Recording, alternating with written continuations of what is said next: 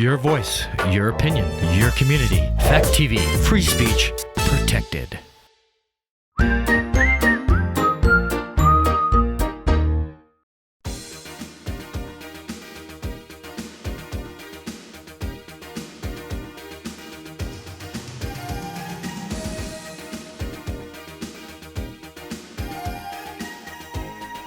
Good morning, Dallas Falls, and welcome to the feed. Here we are again. It's March 25th, 2020. Things are rapidly changing. Our whole world has changed in the last 2 weeks, and I hope everyone's doing well. Yeah, I hope you're doing all right. I know people are getting a little stir crazy, getting that early cabin fever now, and but we'll see. How you doing, Marty? I'm doing good. So we are practicing social. Social We're practicing distancing. social distancing here at the studio. We are doing our best. There's only Marty and I and Alex here, and we've been far apart, and we're the only people in the lower part of the building. Yeah, so Yep. it's a different time. It's a very different time. It's interesting because they talk about. I've seen different analogies about when the country had to mobilize to go to war. Yeah. And, different things happening and how people stepped up. And you're seeing the same type of thing, but the weird thing about this war is it's not tangible. Yeah. It's tangible when you get it, if you get ill, but it's not tangible until that point. Yeah, if you're walking down the street, there's nothing, you're not seeing anything except empty streets. Right, And it's right. not like, that's one of the things when we talked about Irene last week. It was like, there's a bridge down, and we saw this flood and all these things, and this is worse, really. It is, and I think that's why it's hard for people to remember to do all the things that they're supposed to do, because and you can't those see things, it. what do you? I do. I have there's a little segue there. I have a little segue. So I just thought I would kind of go over. I know you've heard it, and I know that, but I also know that I'm still seeing like some people confused about things. The difference between social distancing, self-quarantine, and isolation. So social distancing. We're going to throw in asymptomatic. And asymptomatic, right? Yeah. So social distancing is deliberately increasing the physical space between people to avoid spreading the illness. So it doesn't mean that necessarily you can't talk to your neighbor across the street. It just means keep that social distance. So you're not right in their space, which for me, who's pretty much a non-hugger kind of person, this is awesome. It's not as hard. It's actually a little bit of a relief. It's a little bit of a relief in the grocery store line, because I'm one of those people that cannot stand when someone is right here while I'm, paying for my groceries. Anyway, that's just a Marty aside. Some tips on that is, again, keeping the social distance, and some general tips are leveraging technology while you're keeping your social distance. So, use FaceTime, use your computer. Make sure that if you have hand sanitizer, like I keep it in my purse, I just have it with me at all times if I can't wash my hands. And this was an interesting tip that I read. Don't use paper money. Yeah, that's because it can live on the money for a long time, and you're carrying it around with you. And some of the odd things, in China, they actually burned a lot of the money. Oh, wow. They took it out of the money that was in Wuhan, the center town, they they took took it it. out of circulation and just burned it. Oof. I could burn money really quickly. I've burned through money. But burn through money, exactly. So that's social distancing. Then self-quarantine is for people that think they may possibly have been somehow exposed. So the recommendation is, if you think you've been exposed, even though you're asymptomatic. Yep, which means you don't have any symptoms. Asymptomatic means without symptoms. You don't have a cough, you don't have a fever. The newest symptom they're talking about is you lose your sense of smell and taste. If you still have your sense of smell and taste, you don't have a cough and you don't have a fever, you're asymptomatic. But you've been around someone that tested positive, then you should self-quarantine. And that's 14 days is the recommended time. That literally means staying at home. Like, you don't get to go to work, you don't get to go to the grocery store, no visitors. If you're living with, your family, staying 6 feet away from your family, and then not like sharing utensils, sharing, towels, all those type things. Kind of the same things that I was thinking about it as I was writing this, and I can remember when, as a kid, if I was ever sick or if anybody in the family was sick, I mean, it wasn't as commonplace to have dishwashers back then. Right. My mom would boil all of the utensils that I used. It was like I had my set, or whoever was sick had their set, their bowl, whatever, and she would boil it just to sterilize it. It just brought back that image. So it's really not practicing anything that we don't practice when someone in the house is sick anyway. And then if you are actually confirmed that you have it, then you really have to go into isolation. And that's when you really... a little bit different level of self-quarantine, but you're actually sick and you really shouldn't, you shouldn't really have anybody around. And all of this is so that we can flatten the curve. Right. And I don't know if people know what that means either, but if we look at how this is advancing, it's basically doubling the number of people infected every 3 days. So if today you have 1, in 3 days you're going to have 2, in 6 days you're going to have 4, and anyway, so it goes. It's doubling. So if you have 16, if you have 8, you're going to next have 16, and it's really, if been looking at the statistics, it's really pretty consistent, and we're not going to stop this. People need to get over the thinking, oh, it's going to be 2 weeks and then it's going to be gone. That's not going to happen. It's not going to go away, but we can lessen the wave of it. Yeah, if we could change that 3-day doubling to 4-day doubling, that would make a huge difference. Because what we need to do is slow down the amount of people getting sick and going to the hospital, because the hospitals won't be able to handle that. So it becomes more of people are still going to get sick, but if they get sick at a slower rate, as people get better, it's an inflow outflow versus it's a slam. And it's like the spiking. reason I don't know if this is a good analogy. It's like the reason restaurants ask for reservations. That's a really good point. So they can spread out Yeah. how many people come in, so the kitchen can handle it, the wait staff can handle it. Yeah. As opposed to everybody shows up in the dining room at 7:30 and sits down at exactly the same time. And this has happened. This happens quite frequently in a restaurant. And then the kitchen gets overwhelmed, and the staff gets overwhelmed, and nobody gets good service. Yeah, and everybody gets upset. So I think that's I don't know. That just popped in my head, but that analogy really just brought it home for me. That's a great analogy, and that's a perfect way of saying it. Is you're really trying to just spread it out and make it a better, and it's not going to be better for the people at the hospital, but it's going to be at least more manageable. Yeah, and that's, I guess, what we're seeing. Definitely. So I think anything that you can do, there's still, we have the stay-at-home order that starts 5 o'clock today. The governor just put that out yesterday, a stay-at-home order. I was reading it here a minute ago, and it's the idea is stay at home and only come out for essentials. But so if you need to go shopping, if you don't have any food, you go to the store.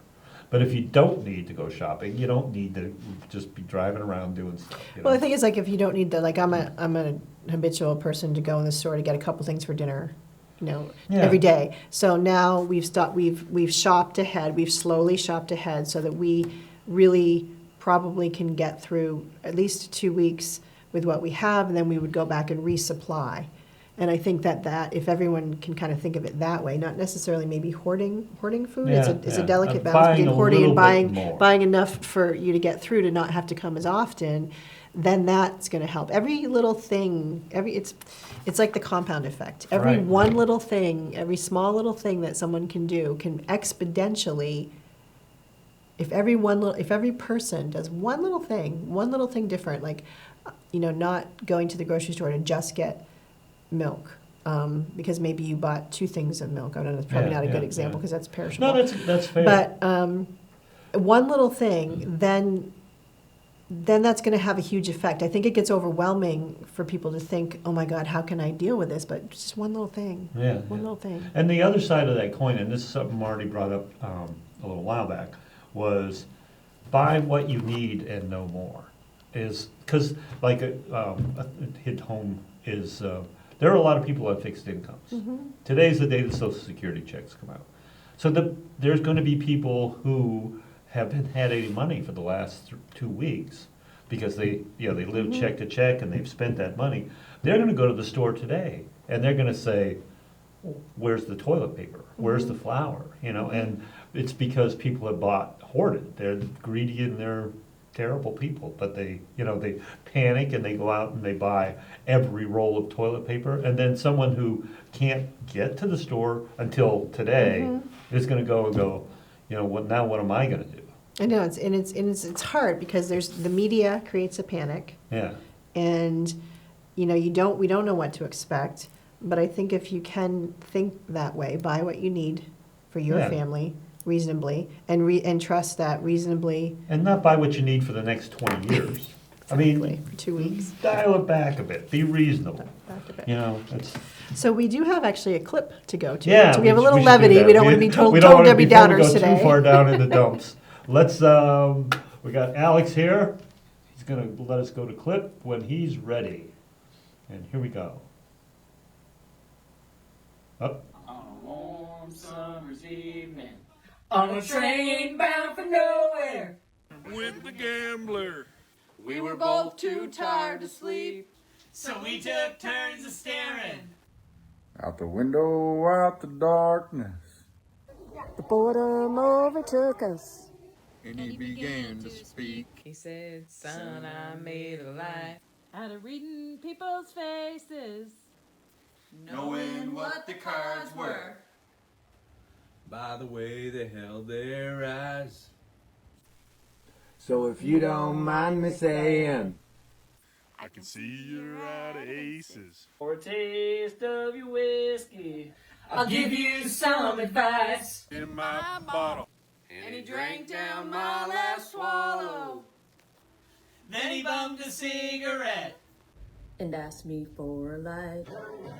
And the night got deathly quiet. His face lost all expression. if you're gonna play the game, boy, you gotta learn to play it right. You gotta know when to hold 'em. Know when to fold 'em. When to fold them. know when to walk away. And know when to run. You never count your money when you're sitting at the table. Be time enough for counting. When the dealing's done, every gambler knows. The secret to surviving It's knowing what to throw away. and knowing what to keep. 'Cause every hand's a winner and every hand's a loser. And the best that you can hope for Is to die in your sleep. And when he finished speaking, He turned back toward the window, crushed out his cigarette. and faded off to sleep. Somewhere in the darkness. The gambler, he broke even. But in his final words I found, An ace that I could keep. You got to know when to hold 'em. know when to fold 'em. When to walk away. and know when to run. You never count your money When you're sitting at the table. Well, there'll be time enough for counting. When the dealing's done. You got to know when to hold them. When to hold them. Know when to fold 'em. When to fold them. When to walk away. And know when to run. You never count your money. When you're sitting at the table, There'll be time enough for counting. when the dealing's done. Know when to fold them. Know when to walk away. And know when to run.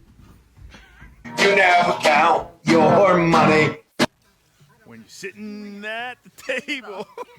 There'll be time enough for counting. When the dealing's done.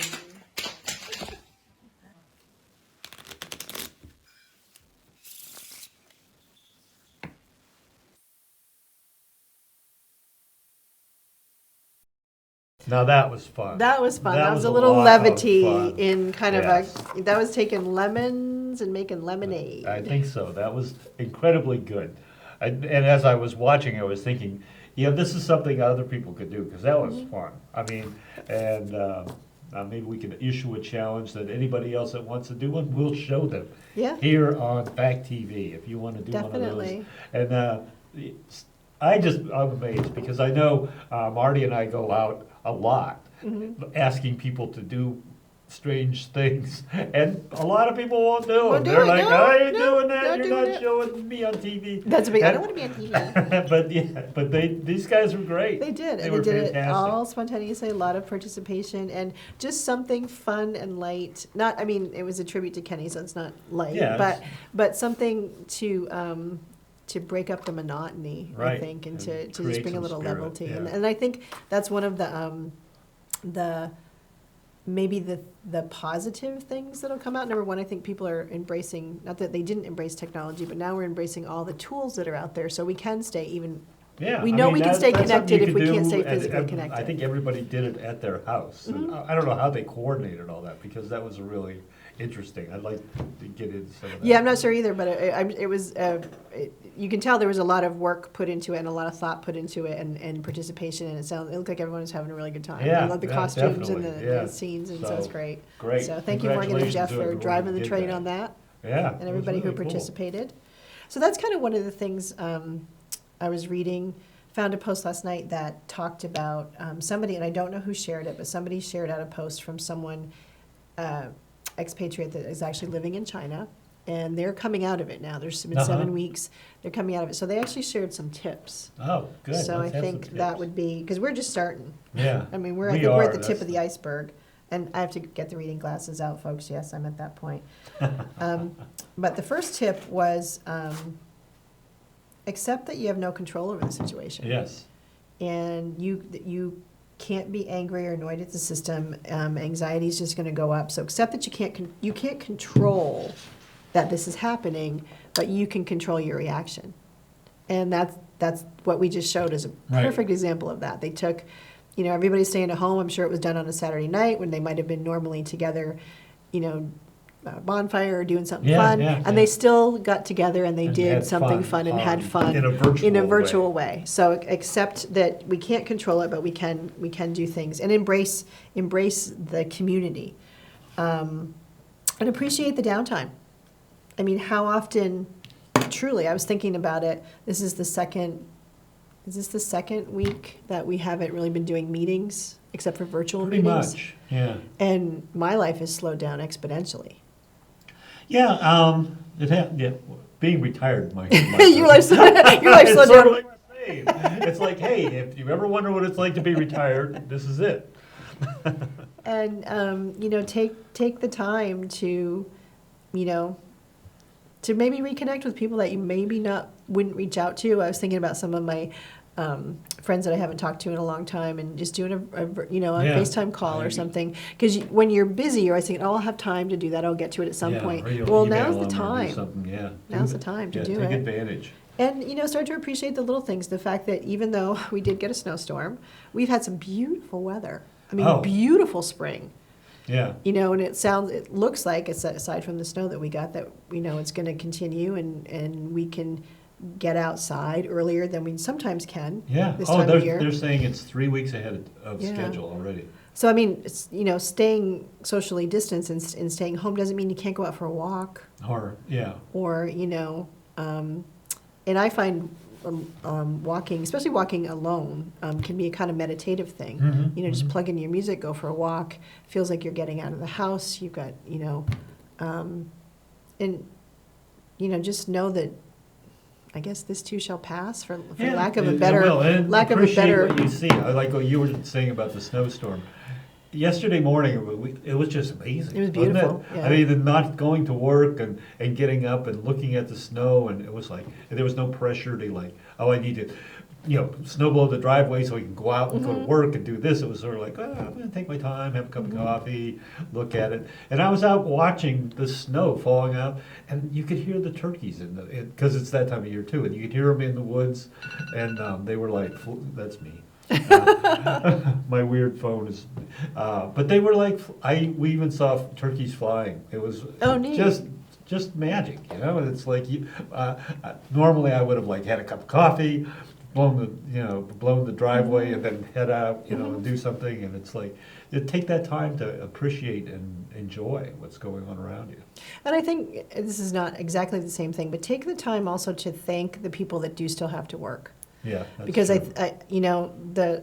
They issued the stay-at-home order last night, and then and then there's this huge long list of people that still have to go to work.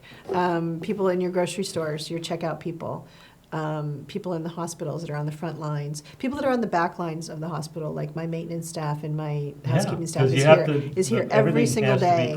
And we are actually taking advantage of the building being shut down and working on a top-to-toe sanitizing the building. Things that we never would be able to do while the building was open and operating. People in banks still have to, the drive-up windows, they're manning the drive-up windows. So there's a lot of people that still have to go to work. They're still kind of putting themselves out there.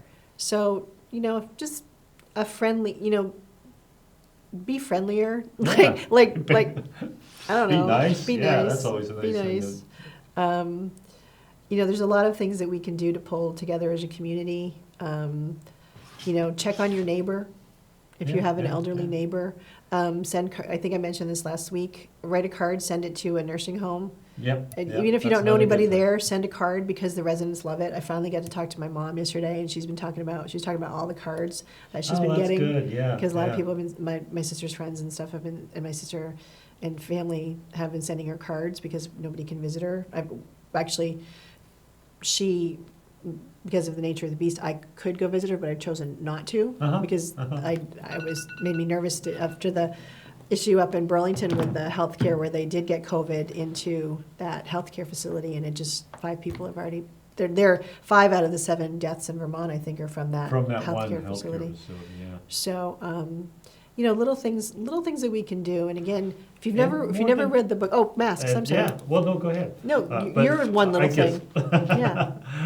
More than a little thing is big thing. A big thing is, and it's something that can be done at home.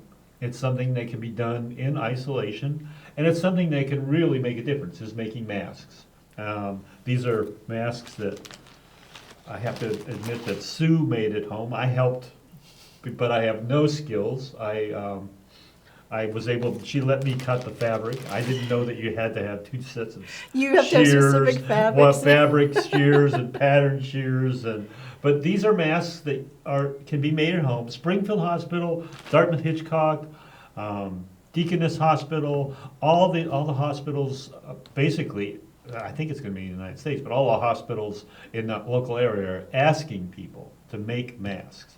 This is something that they're going to run out. There's just no way.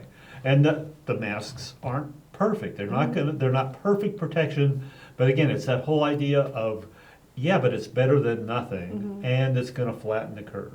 So the whole idea of flattening the curve, and I heard all sorts of people say all sorts of different things about, well, I can't sew, or I don't do this, or do. I think there's ways that you can help. Like you can help by, I hear there's kits available now that Joann's and different fabric stores have that you can just get. Maybe you could buy a kit and give it to someone who can sew, who could then do it. Or maybe you can pick up a kit and sew. Or maybe there's a lot. And one of the videos I saw was actually a no-sew thing where they just used hot glue. And they actually made this exact same mask using hot glue, which is something I was going to do, but it turned out we turned into this factory idea where I cut and she could sew, so it was something that worked for us. But really, try to get out and do something like that too, because then you're going to feel good that you've done something, and it's actually a tangible thing that's going to help. So, how about that? We are running low on time, so we just want to leave you with, we're not sure moving forward how we're going to try to do doing a Zoom feed if you can believe that. If you want that. But we feel it important to keep you up to date as we can, the mission of Fact TV, and to add our Mike and Marty levity to the morning. So stay positive, people. Stay positive. Keep safe. And stay at home if you can. Stay at home if you can. And but, be reasonable too. Buy what you need when you need it. All right. Be nice. Be nice. All right. And I think that's it for this week That's it on for the this week, feed. and we'll And there's also, we're probably gonna do an update in the next couple days as we find out what businesses are open, closed, how they're doing it. But that's sort of where the mode we're in right now, is sort of just trying to be a communication hub, trying to get the word out. So thank you, Bellows Falls. See you. Bye. Bye.